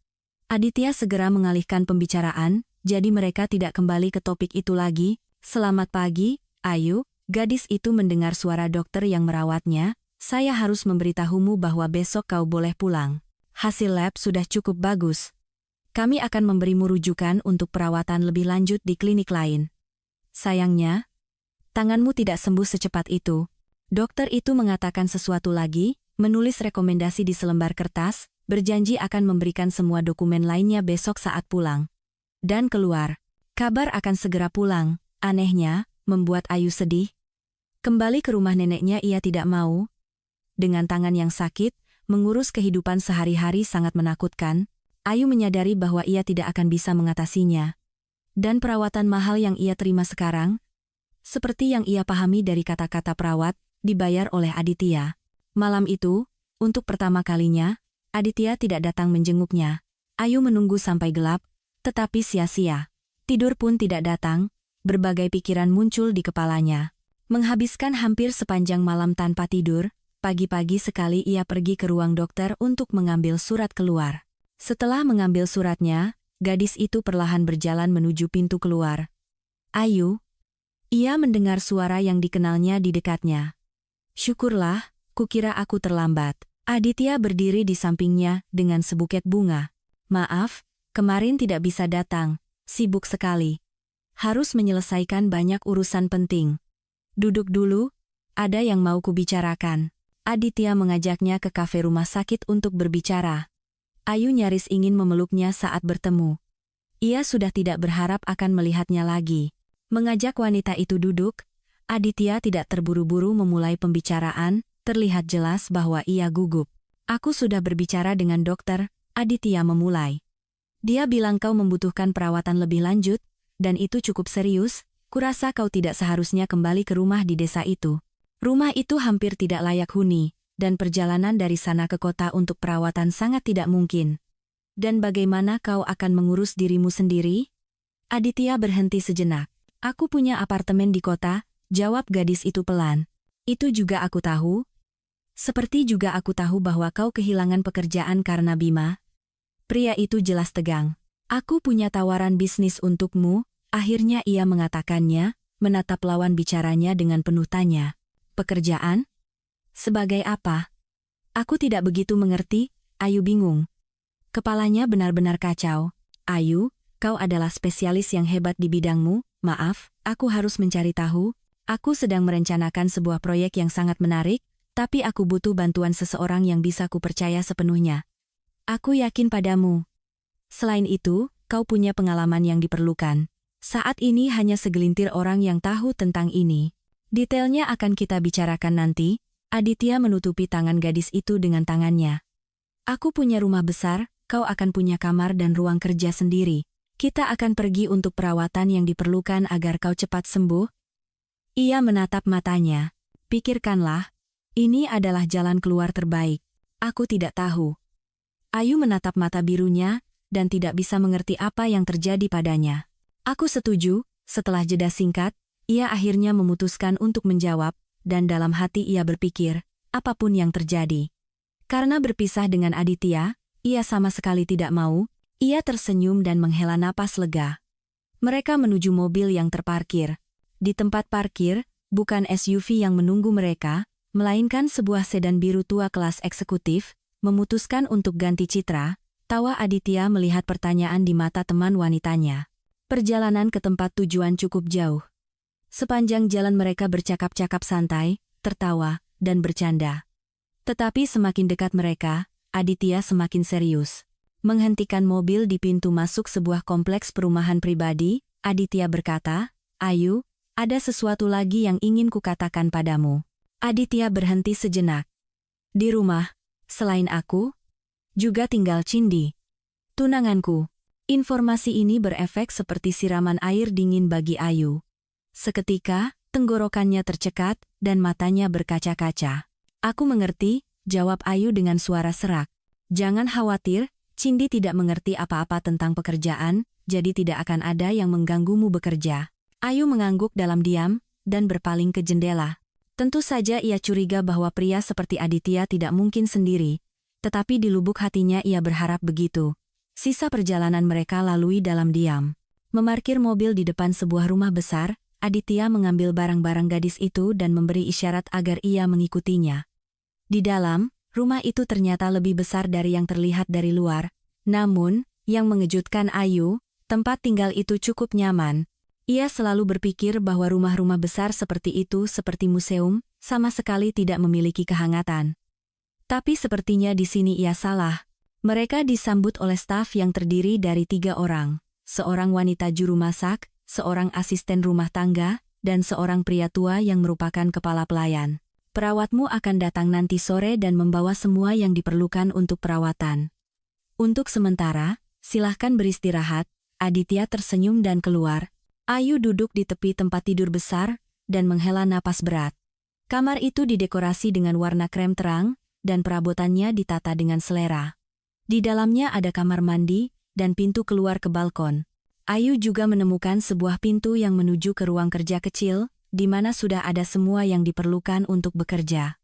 Dengan cepat membongkar barang-barangnya, yang tidak banyak, dan mengenakan setelan rumah, Ayu memutuskan bahwa besok ia harus mengambil barang-barangnya dari rumah Bima, tetapi bagaimana caranya ia belum tahu. Menjelang malam, memang datang seorang perawat, merawat tangannya, dan memberinya obat yang diperlukan. Terlihat jelas bahwa wanita itu profesional, selain itu, ia juga sangat menyenangkan diajak bicara, sesuatu yang sangat dibutuhkan Ayu sekarang. Mendengar ketukan di pintu, Ayu terkejut. Itu adalah kepala pelayan yang bernama Victor. Pria itu mengundangnya turun ke ruang makan untuk makan malam. Ayu mengenakan sandal rumah dan mengikutinya. Ia memang sangat lapar, jadi gadis itu tidak menunda-nunda. Di meja makan yang sudah tertata, Aditya menunggunya. Ia tersenyum ramah, menunjuk ke kursi di seberangnya. "Kau bisa memaafkanku?" tanyanya. "Untuk apa?" Ayu tidak mengerti. "Karena hampir membuatmu mati kelaparan." Ayu tertawa. "Ah, tidak apa-apa. Gadis-gadis kan bagus, sesekali puasa." "Kau tidak perlu itu." Aditya mengedipkan mata dengan ceria, memandangi sosok Ayu. "Kulihat kalian di sini bersenang-senang." Mereka mendengar suara seorang wanita dari tangga. Seorang gadis turun dan mendekati meja makan. Suasana ceria dengan cepat menghilang. "Aditya, bisakah kau jelaskan siapa ini?" tanyanya dengan nada menantang. "Oh, ini Ayu, asisten pribadiku. Untuk sementara dia akan tinggal di rumah ini karena keadaan. Dan ini Cindy." Ia beralih ke tamunya. Tapi Ayu seolah membeku. Ia menatap Cindy dan tidak bisa mempercayai matanya. Gadis itu berambut pirang terang dan sangat mirip dengan gadis yang ia temui bersama Bima. "Sekarang kau akan membawa semua karyawan wanita ke rumah kita, atau ini ada yang istimewa?" tanya Cindy dengan kurang ajar. "Ke rumahku, maksudmu?" "Ayu menyelamatkan nyawaku, jadi aku berutang padanya." "Apa penjelasan itu cukup bagimu?" jawab pria itu dengan tenang. "Maaf, sepertinya saya akan ke kamar saja. Saya merasa tidak enak badan." Ayu berjalan menuju kamarnya ketika ia mendengar kata-kata Cindy. "Ya Tuhan, Adit, kau sudah gila. Lihat dia, asisten apa? Dia itu kampungan dengan piyama konyol." Cindy tertawa dengan tidak menyenangkan. Ayu tidak mendengar sisa percakapan itu. Jantungnya berdebar kencang. Mungkin ia salah, karena gadis dengan rambut seperti itu banyak sekali, dan imajinasinya hanya bermain-main. Beberapa saat kemudian, makan malam diantarkan ke kamar Ayu. Jam sudah menunjukkan larut malam. Setelah makan sedikit, ia sadar bahwa ia ingin minum teh. Kebiasaan ini sudah lama ia miliki. Ia suka minum teh sebelum tidur. Mereka selalu melakukannya bersama neneknya, menyeduh teh yang lezat dan mengobrol. Masalahnya hanya sekarang Ayu berada di rumah orang lain. Membuka pintu, gadis itu pergi mencari dapur. Di rumah itu lampu menyala redup, yang berarti kemungkinan besar semua orang sudah masuk ke kamar masing-masing. Menemukan dapur, Ayu menyeduh teh untuk dirinya sendiri. Di ruang tamu ada perapian besar, dan pemandangan dari jendela sangat menakjubkan. Tanpa menyalakan lampu, ia mendekati jendela. Pemandangan malam sangat pas. Ayu duduk dengan nyaman di ambang jendela dan mulai menikmati tehnya. Pada saat-saat seperti ini, ia sering teringat neneknya. Teringat bagaimana ia pertama kali memperkenalkannya dengan Bima, dan neneknya sangat tidak menyukainya. "Dia bukan orang yang tepat untukmu, cucuku. Hatinya busuk, kau mengerti. Kau akan banyak menangis karenanya," kata neneknya. Tetapi Ayu yang sedang jatuh cinta setengah mati, Bima tampak seperti pangeran dari negeri dongeng, cinta pertamanya. Setelah lulus, Ayu pindah ke apartemennya, menyewakan apartemen satunya kepada penyewa. Bima mempekerjakannya di penerbitannya, menjadikannya tangan kanannya, seperti yang kemudian Ayu sadari, itu hanya berarti Bima melimpahkan semua pekerjaannya padanya. Tapi memang begitu, Ayu sangat menyukai pekerjaannya, mengerjakan tugas dan perintah Bima di siang hari, dan bisa menulis artikel serta mengedit di malam hari, benar-benar tenggelam dalam pekerjaan kesukaannya. Baginya, gadis yang tidak berpengalaman, kehidupan keluarga seperti itu tampak ideal. Tenggelam dalam pikirannya, Ayu tidak langsung menyadari langkah kaki. Tidak mengganggu, ia mendengar suara Aditya di dekatnya. Ia berdiri dengan secangkir minuman hangat di tangannya. Ia mengenakan jubah mandi, dan rambutnya yang basah dan acak-acakan menunjukkan bahwa ia baru saja mandi. Ayu belum pernah melihatnya seperti ini. Pria itu duduk di sebelahnya. "Aku juga tidak bisa tidur," katanya. "Aku suka duduk dalam keheningan sebelum tidur dengan secangkir teh, berpikir, bermimpi." "Aku juga," Ayu menghela napas. "Dan aku juga suka melihat langit malam, bintang-bintang. Malam-malam seperti ini menginspirasiku untuk sesuatu yang baru." Aditya tersenyum. "Kau gadis yang luar biasa, Ayu. Aku belum pernah bertemu yang seperti kau sebelumnya. Ceritakan bagaimana kau tahu bahwa aku dalam bahaya." Ayu sudah lama menduga akan mendengar pertanyaan ini. "Aku sendiri tidak tahu bagaimana itu terjadi. Nenekku memiliki kemampuan firasat atau semacamnya. Sepertinya itu menurun padaku. Tapi itu terjadi sangat jarang, hanya beberapa kali. Dia selalu bilang bahwa penglihatanku adalah pertanda perubahan dalam hidup. Begitulah, tidak ada penjelasan lain. Terima kasih, bisik Aditya, menatap Ayu lekat-lekat. Keheningan itu berlangsung lama. Kurasa sudah waktunya tidur, senyum Ayu, mencoba mencairkan suasana. Ya, tentu saja. Beristirahatlah. Aditya mengucapkan selamat malam, tetapi ia sendiri tetap tinggal di ruang tamu. Duduk di kursi kulit yang nyaman di ruang kerjanya, Aditya minum kopi yang harum. Di seberangnya duduk Rian. Aku tidak mengerti kenapa kau membawanya ke rumah. Tentu saja Cindy menentangnya. Itu normal, ceramah Rian. Normal itu membantu orang. Apalagi kalau kita berutang pada mereka, jawab Aditya dengan termenung, menikmati kopinya. Sejak kapan kau jadi dermawan? Dulu aku tidak pernah melihat kecenderungan seperti itu padamu. Tunggu. Jangan-jangan kau suka dengan gadis itu? Rian tertawa. Dia bukan gadis sembarangan, tapi gadis yang sangat baik. Sudahlah, akhiri pembicaraan kita. Aku sangat sibuk. Maaf. Aditya memberi isyarat ke pintu. Ketika ia akhirnya sendirian di ruangannya, ia termenung. Di atas meja, di tempat yang paling terlihat, ada sebuah bingkai foto di mana mereka bersama Cindy. Mereka telah bersama selama beberapa tahun, tetapi menurut Aditya, mereka tidak pernah benar-benar dekat. Ya, tentu saja Cindy adalah gadis yang cerah dan mempesona, tetapi, telepon berdering. Ada pesan dari Cindy yang mengingatkannya tentang acara teater malam ini. Dalam kesibukan beberapa hari terakhir, ia benar-benar lupa. Ia sama sekali tidak ingin pergi, tetapi membayangkan bagaimana Cindy akan mengomelinya. Setelah penolakan, ia memutuskan untuk setuju. Ayu terbangun begitu matahari terbit. Tangannya masih sakit, tetapi tidak separah sebelumnya. Mendekati jendela, ia melihat Aditya berjalan menuju mobil barunya. Hari ini ia mengenakan setelan jas, seperti saat ia pertama kali melihatnya. Seolah merasakan tatapannya, ia berbalik dan menatapnya di jendela. Ayu tersenyum malu dan melambaikan tangan padanya. Pria itu balas melambai dan masuk ke mobil. Hari ini ia harus berkenalan dengan proyek baru Aditya. Setelah minum obat, ia turun untuk sarapan. Di bawah, Ayu mendapati Cindy sedang duduk di meja. Gadis itu membeku ragu-ragu. Ya Tuhan, kau lagi. Dengar. Manis. Ia berkata kepada Ayu.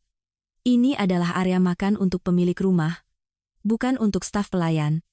Aditya akan mempekerjakanmu sementara untuk membantu pekerjaan. Jadi, tolonglah sarapan dengan para pelayan, dan jangan merusak nafsu makan orang. Cindy berdiri diam, menatap gadis itu. Sekarang ia hampir tidak ragu lagi bahwa dialah yang ia lihat di apartemen Bima. Apa aku bicara tidak jelas? Teriak Cindy. Maaf, memang lebih baik saya pergi, jawab Ayu pelan. Pergi ke dapur, juru masak membuatkannya kopi dan memberinya beberapa roti lapis. Gadis itu membawa semuanya ke kamarnya, memutuskan untuk sarapan di sana. Kesan dari pertemuan dengan tunangan Aditya tidak menyenangkan, tetapi dengan tenggelam dalam pekerjaan, Ayu bisa mengalihkan pikirannya. Ketukan di pintu memecah konsentrasinya. Seorang asisten rumah tangga membawa tas-tas besar dan meletakkannya di dekat tempat tidur. Ini, terima, katanya dengan ceria dan cepat-cepat keluar. Di dalam tas-tas itu, ada barang-barang Ayu.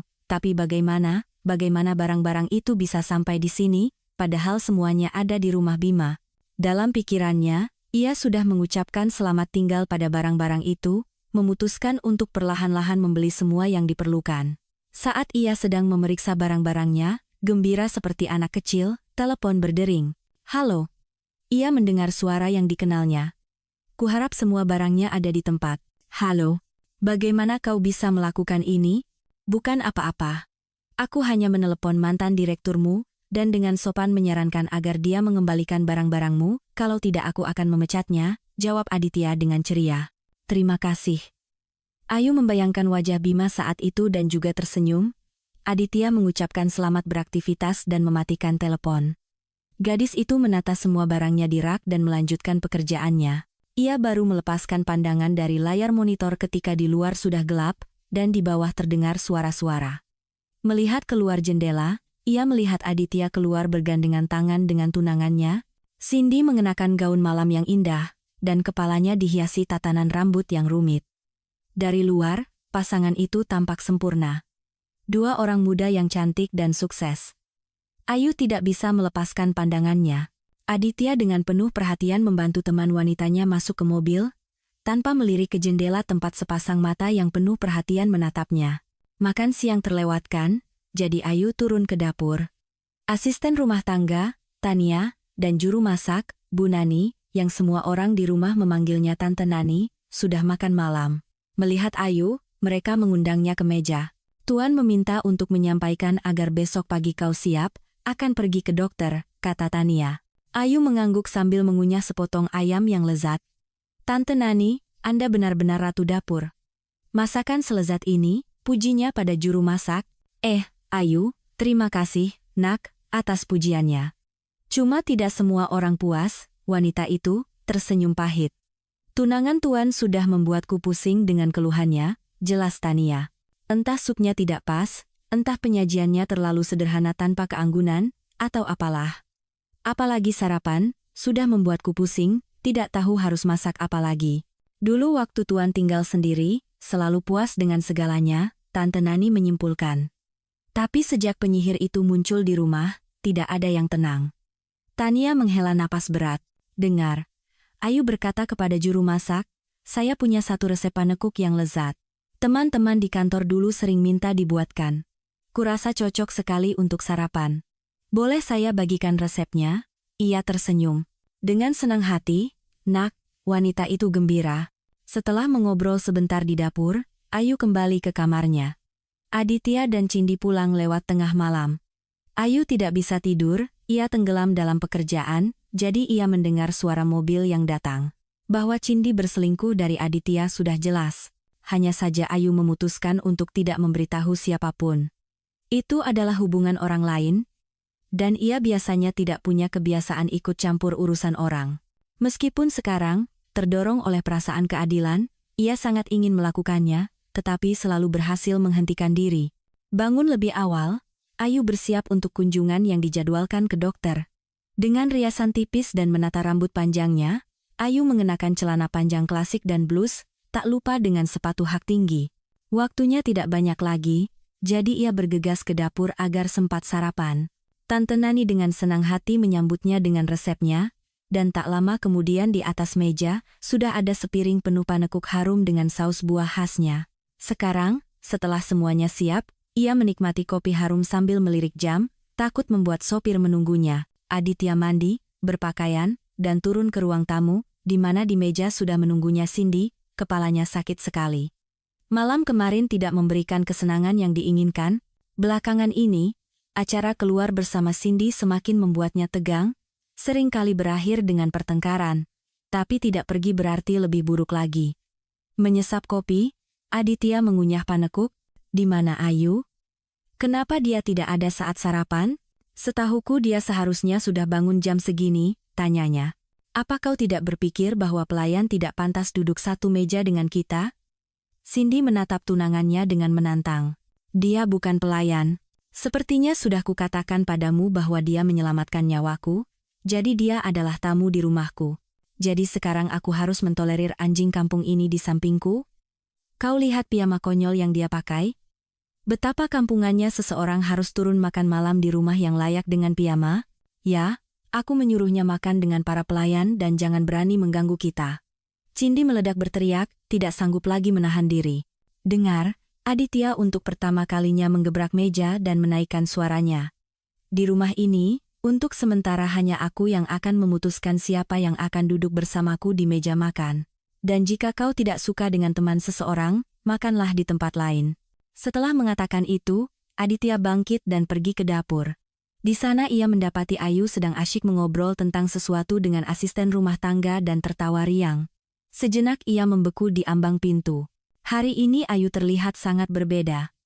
Celana panjang dan blus yang tegas menonjolkan kelebihan sosoknya, sementara riasan dan gaya rambutnya membuatnya terlihat sangat lembut. Ayu, panggil Aditya, ayo, kita harus pergi.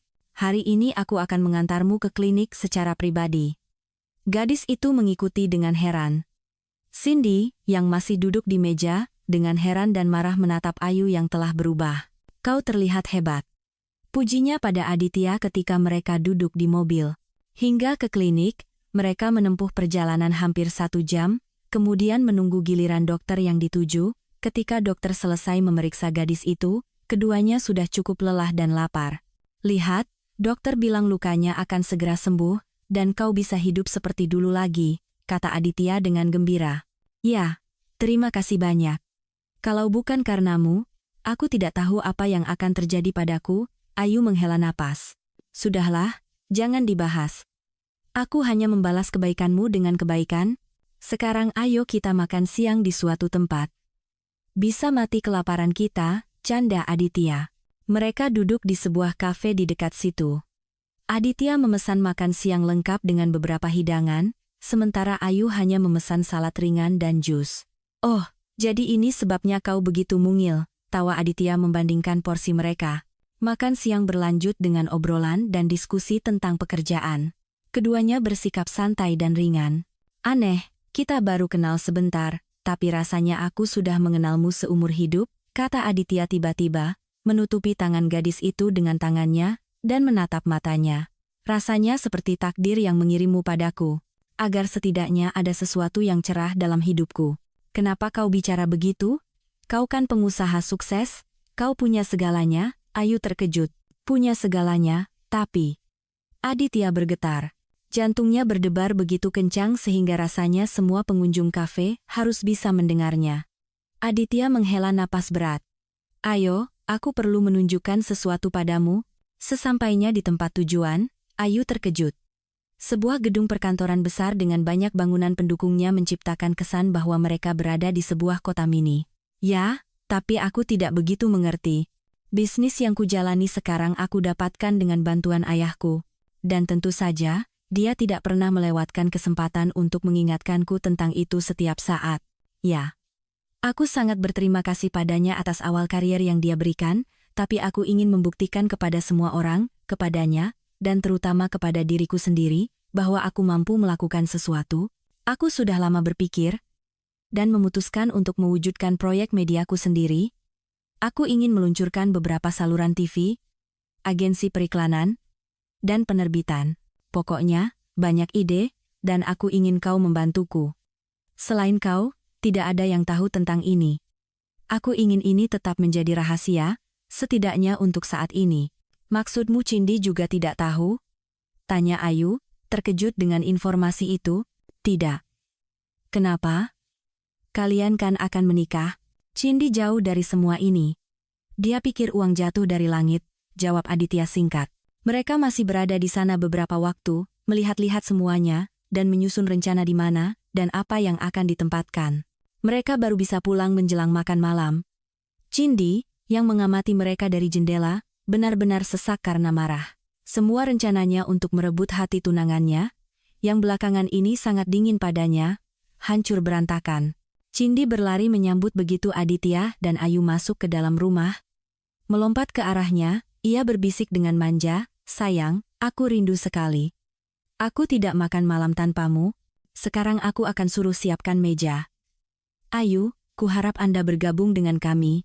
"Kurasa lebih baik aku makan di dapur saja," jawab Ayu. "Makan malamlah bersama kami, aku mohon," pinta Aditya. Ayu mengangguk, tidak sanggup menolaknya. Setelah berganti dengan piyama kesukaannya, Ayu turun untuk makan malam. Semua sudah ada di meja, hanya menunggunya. Melirik tamunya, Cindy mencoba menahan tawa, meskipun itu tidak luput dari perhatian. Pelayan menyajikan makanan. "Nani, aku ingin besok sarapan panekuk lezat seperti pagi ini." Itu mengingatkanku pada rasa masa kecilku, Aditya tersenyum. "Tuan Aditya," dengan senang hati. "Cuma bukan saya yang membuatnya, tapi Mbak Ayu," juru masak itu mencoba membela diri. "Benarkah?" Ia terkejut, menatap Ayu. "Selain semua kelebihanmu, kau juga pandai memasak," pujinya.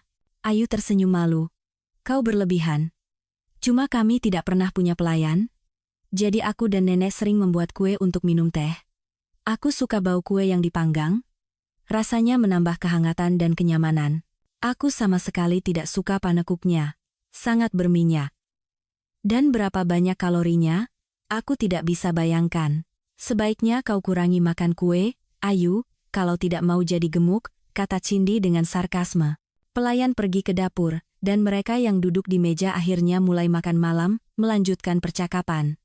Lebih tepatnya, Ayu makan dalam diam, sementara Aditya dan Cindy yang berbicara. Ayu, boleh saya tanya, di pasar mana Anda membeli piyama konyol ini? Setiap kali saya melihat Anda memakainya, saya tidak bisa menahan tawa. Cindy tertawa dengan tidak menyenangkan. Baju ini diberikan oleh seseorang yang sangat baik, jadi sangat berharga bagiku. Berbeda dengan Anda, saya lahir di keluarga sederhana di mana kenyamanan lebih dihargai daripada pamer pakaian dan kemewahan. Maaf, saya akan pergi, saya sedikit lelah. Ayu keluar dan cepat-cepat menuju kamarnya. Kenapa kau selalu mengganggunya? Apa kau tidak bosan? Tanya Aditya. Aku hanya bertanya. Aku tidak tahan dengan gadis-gadis desa ini, dan kau, apa kau lupa bahwa aku juga dari provinsi? Mungkin kau mau menertawakanku juga? Ayu punya pendidikan yang bagus, pengalaman kerja yang hebat, dan hati yang suka menolong. Apa yang bisa kau lakukan? Aditya meninggikan suaranya. Mungkin kau mau menukarku dengan si kampungan ini? Kau bawa dia ke sini, sekarang semuanya jelas. Semoga kau tidak menyesal. Setelah mengatakan itu, Cindy keluar dari meja makan. Aditya tidak bisa tidur. Malam ini ia tidur di ruang tamu, Ayu tidak keluar dari pikirannya. Bersamanya terasa mudah dan nyaman, bisa menjadi diri sendiri. Dan lagi, ia sangat tertarik padanya.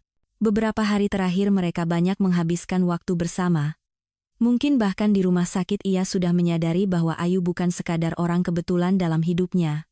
Pagi harinya, Aditya bangun dengan kepala berat, ditambah lagi dengan telepon dari ayahnya yang dengan suara tidak senang memintanya bertemu. Hari itu, sepertinya akan padat. Belakangan ini, berkomunikasi dengan ayahnya tidak menimbulkan emosi positif, hanya omelan dan tuntutan. Itulah sebabnya Aditya memutuskan untuk memulai bisnisnya sendiri, dari nol, tapi untuk saat ini, tidak ada yang boleh tahu kecuali Ayu, hanya padanya ia bisa percaya. Belakangan ini, gadis ini tampak seperti secercah cahaya dalam hidupnya yang kelabu.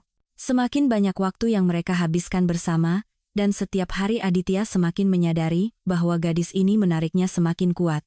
Kesederhanaan dan spontanitasnya, dipadukan dengan etos kerja yang luar biasa, benar-benar membuatnya kagum. Ia begitu menyatu dengan proyek baru itu sehingga ia benar-benar hidup di dalamnya, menawarkan banyak ide cemerlang.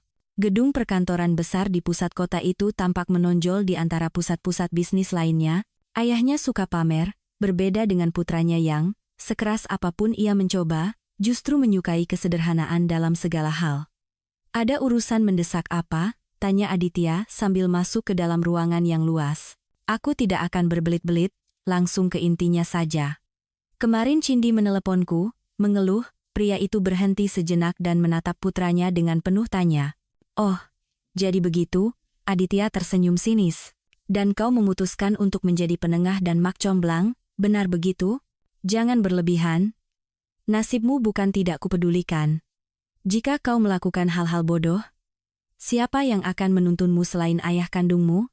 Apa ayah tidak merasa bahwa waktu untuk mendidik sudah lama berlalu, dan anak laki-laki yang saat itu lebih membutuhkanmu sekarang, sudah cukup dewasa untuk memutuskan urusan pribadinya sendiri? Jawab Aditya dengan kesal. Jangan bodoh, nak. Cindy adalah pilihan ideal untukmu, dan koneksi ayahnya akan membuka banyak pintu bagi kita. Lagi pula, gadis itu jatuh cinta padamu, kenapa kau membawa gelandangan ke rumah? Aditya menatap tajam ayahnya, dan nyaris tidak bisa menahan diri untuk tidak berteriak. Ayu bukan gelandangan, tapi gadis yang sangat cerdas dan baik, yang kalian semua masih harus banyak belajar darinya. Dan siapa yang akan kubawa ke rumahku, itu keputusanku sendiri. Ia berdiri dan berjalan menuju pintu keluar. Berbalik di ambang pintu, ia berkata, kuharap kita sudah saling mengerti. Setelah mengatakan itu, ia keluar dari ruangan ayahnya. Di hatinya terasa tidak enak. Ia tidak ingin melihat siapapun, hampir tidak ada. Masuk ke mobil, ia pergi ke tempat di mana ia berencana untuk mengorganisir proyek barunya. Ayu ada di sana, pekerjaan berjalan lancar. Gadis ini penuh antusiasme. Aditya melihatnya membungkuk di atas kertas-kertas, dan tanpa sadar mengaguminya. Aneh, tapi hanya di dekatnya ia merasa tenang, terutama belakangan ini. Menuangkan 2 cangkir kopi, Aditya mengetuk pintu ruangan. Ayu tersenyum. Bisa masuk tanpa mengetuk? Kau kan pemiliknya? Kau begitu asyik, aku tidak ingin mengejutkanmu. Lagi pula, kau begitu cepat memahami pekerjaan sehingga sekarang aku merasa kaulah bosnya di sini, bukan aku. Aditya tertawa. Setelah minum kopi, mereka mulai membahas masalah pekerjaan. Ayu telah menemukan beberapa spesialis hebat, termasuk dari tempat kerja sebelumnya. Selain itu, ia telah mengatur pertemuan dengan perwakilan perusahaan pembuat peralatan yang mereka butuhkan.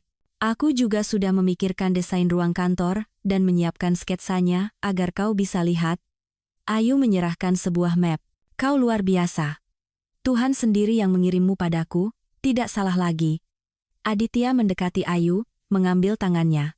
Gadis itu terdiam, ia juga, tanpa melepaskan pandangannya dari bibirnya. Keinginan untuk menciumnya begitu kuat sehingga ia nyaris tidak bisa menahan diri, takut akan reaksinya. Tiba-tiba telepon di sakunya berdering keras, Aditya mengangkat telepon, berjalan ke jendela. Dari wajahnya yang pucat dan kegugupan dalam suaranya, Ayu mengerti bahwa sesuatu telah terjadi. Ibuku sakit. Mereka menelepon dari rumah sakit, aku harus segera ke sana. Tentu. Jika butuh bantuan. Ayu tidak sempat menyelesaikan kalimatnya. Aku ingin kau ada di sampingku, tolong. Aditya memegang tangannya. Gadis itu mengangguk dan, mengambil pakaian luarnya, mengikutinya. Perjalanan ke tempat tujuan cukup lama. Meskipun musim hujan akan berakhir, cuacanya benar-benar ekstrem. Hujan lebat menutupi jalan, melumpuhkan lalu lintas.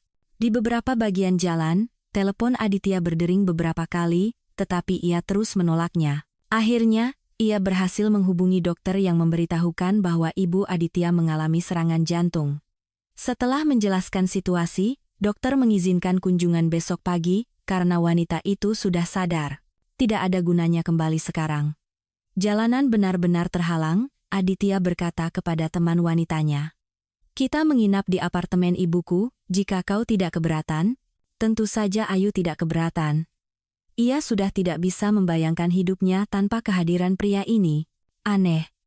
Baru saja ia merasa mencintai Bima, dan sekarang pikiran tentang Aditya ia coba usir, karena ia punya tunangan. Tapi tidak berhasil. Ketika Aditya ada di dekatnya atau menyentuhnya, setiap sel tubuhnya merespons. Di dalam dirinya, ia menyukai segalanya, suara rendahnya yang merdu, aromanya, senyumnya, dan matanya. Dengan Bima, Ayu tidak pernah merasakan hal seperti itu. Ia memang menyukainya, tetapi tidak ada daya tarik luar biasa seperti ini, bahkan di awal hubungan mereka. Dan dengan apa ia bisa membandingkan? Gadis naif seperti dirinya saat bertemu Bima. Sebelum dia, ia tidak pernah memiliki hubungan serius. Di gedung tempat apartemen ibu Aditya berada, ada sebuah supermarket 24 jam, tempat mereka mampir untuk membeli makanan. Di apartemen kecil itu, suasana sangat nyaman dan bersih. Ayu langsung memperhatikannya. Aditya langsung berganti pakaian rumah, yang sangat cocok untuknya. Kaos dan celana pendek sederhana terlihat bagus di tubuhnya. Ayu mengaguminya, berusaha tidak memperlihatkan, meskipun jantungnya setiap menit siap melompat keluar dari dadanya. Di apartemen itu banyak foto Aditya di berbagai momen hidupnya. Sementara Ayu beradaptasi di apartemen, Aditya mulai menyiapkan makan malam sederhana. Aditya, kalau boleh, aku mau mandi, tanya Ayu dengan ragu. Tentu, kamar mandi di sana, tunjuknya. Cuma aku tidak punya pakaian ganti. Ayu semakin malu, kurasa dari lemari ibuku tidak ada yang cocok untukmu, ia tersenyum. Mungkin kaosku bisa berguna. Kau kan mungil sekali, akan jadi seperti gaun untukmu. Sementara Ayu di kamar mandi, ia membayangkan bahwa mereka harus menghabiskan malam di satu apartemen. Apa yang kupikirkan? Aku kan sudah tinggal di rumahnya, meskipun di sana banyak orang, di sini kami benar-benar sendirian. Pikiran-pikiran itu saling tumpang tindih. Ketika ia akhirnya muncul di pintu dapur dengan kaos dan handuk setelah mandi, Ayu, pakaianku sangat cocok untukmu, akhirnya ia berkata, tidak melepaskan pandangannya. Baunya enak sekali, gadis itu mencoba mencairkan suasana. Aku tidak yakin ini bisa dimakan, tapi kita tidak punya pilihan, Aditya tersenyum. Anehnya, semuanya sangat lezat. Selama makan malam, ketegangan sedikit mereda. Aditya menceritakan masa-masa yang ia habiskan tinggal di apartemen ini berdua dengan ibunya. Entah kenapa, ia ingin menceritakan tentang hubungan mereka yang rumit dengan ayahnya dan dendam masa kecilnya. Ayu mendengarkan dengan saksama, tidak menyela. Sekarang Aditya terbuka di hadapannya dari sisi yang sama sekali berbeda. Setelah makan malam, Aditya menunjukkan album foto, menceritakan kisah-kisah yang terkait dengan setiap foto. Kau beruntung, kau punya masa kecil yang indah dan ibu yang hebat, kata Ayu sambil termenung. Jagalah dia. Keluarga dan orang-orang terkasih adalah hal yang paling berharga yang dimiliki seseorang. Aku akan memberikan banyak hal agar orang-orang terdekatku ada di sampingku. Tapi sayangnya itu tidak mungkin. Sebutir air mata mengalir di pipi gadis itu. Aditya menyentuh pipi Ayu dan menyeka air matanya. Betapa tak berdayanya ia saat ini. Ia ingin memeluknya dan tidak membiarkan siapapun menyakitinya. Alih-alih, Aditya tiba-tiba membungkuk dan menciumnya. Ciuman itu penuh dengan kelembutan dan gairah yang keduanya sulit kendalikan. Ayu membalas ciuman itu. Rasanya seluruh dunia membeku saat itu. Aditya menggendong Ayu dan membawanya ke kamarnya, tanpa henti menciumnya. Dengan lembut meletakkannya di tempat tidur, ia bertanya, "Kau yakin menginginkan ini? Satu kata darimu dan aku akan berhenti." Suaranya yang serak membuatnya gila. Ia dengan lembut melingkarkan lengannya di lehernya dan, tanpa menjawab, menciumnya. Malam itu, hanya milik mereka, dan bukan milik siapapun. Dan kedekatan mereka bukan hanya fisik, rasanya seperti jiwa-jiwa yang sejenis telah bersatu. Bangun pagi, Aditya melihat Ayu yang tertidur di bahunya. Dalam tidurnya, ia bahkan lebih cantik. Malam ini ia tidak banyak tidur dan banyak berpikir. Ia telah mengambil keputusan untuk putus dengan Cindy. Setelah malam ini, bodoh untuk melanjutkan hubungan yang sudah tidak berarti ini. Sekarang ia mengerti bahwa ia telah kehilangan akal dan tidak akan bisa hidup tanpa Ayu. Telepon di meja bergetar. Berusaha tidak membangunkan Ayu, Aditya keluar ke dapur, menutup pintu di belakangnya. Tetapi begitu ia pergi, Ayu membuka matanya, memutar kembali peristiwa malam yang lalu di kepalanya. Ia ingin berteriak karena bahagia. Mengenakan kaus, ia ingin keluar, tetapi potongan percakapan menahannya di ambang pintu. "Cindy, hentikan. Ibu di rumah sakit. Aku akan datang besok, atau beberapa hari lagi, begitu nyawanya tidak dalam bahaya." Aditya mematikan telepon, dan Ayu lesu, menyadari bahwa ia hanyalah hubungan sesaat bagi pria yang akan segera menikah. Pagi itu penuh kesibukan. Setelah sarapan, mereka pergi ke rumah sakit. Pertama Aditya mengunjungi dokter yang merawat. Kemudian mereka masuk ke kamar ibu Aditya.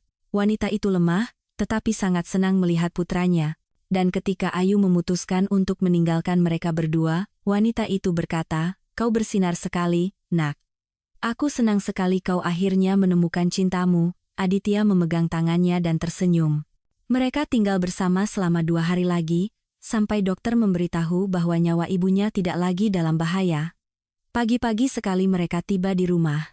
"Aku akan bicara dengan Cindy hari ini juga, menjelaskan bahwa kita harus putus," kata Aditya saat masuk ke dalam rumah.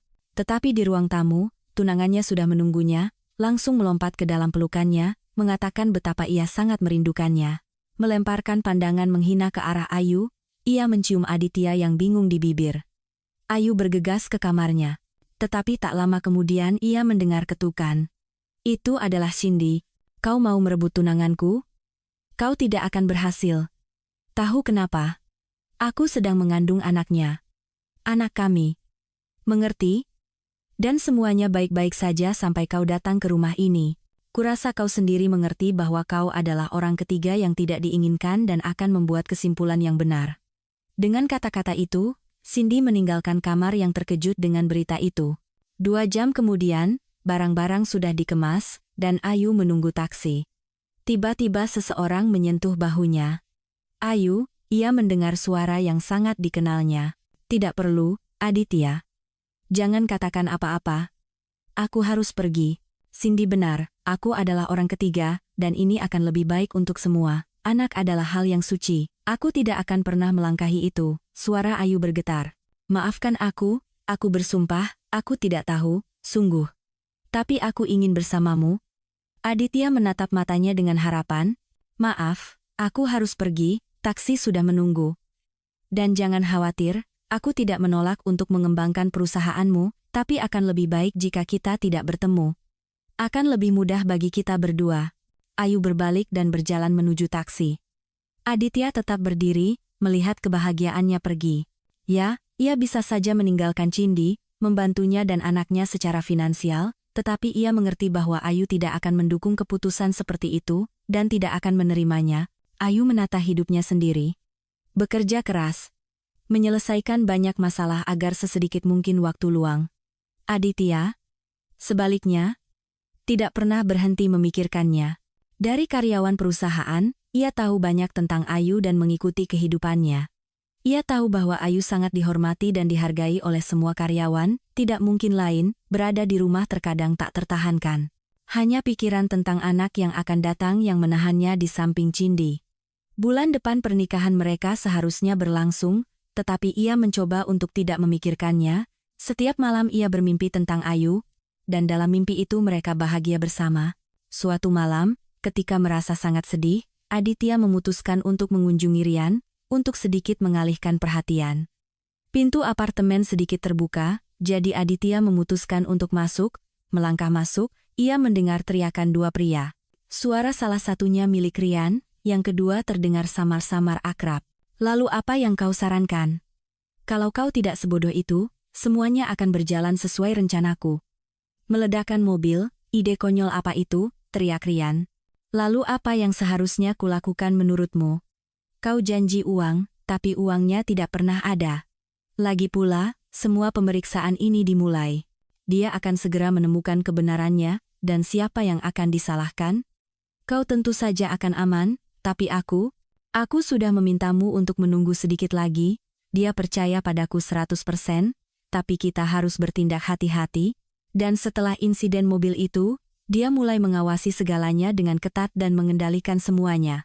Aku terpaksa bersembunyi, kata Rian. Bagus. Dan sekarang setelah semua pemeriksaan, aku dipecat. Cindy meninggalkanku,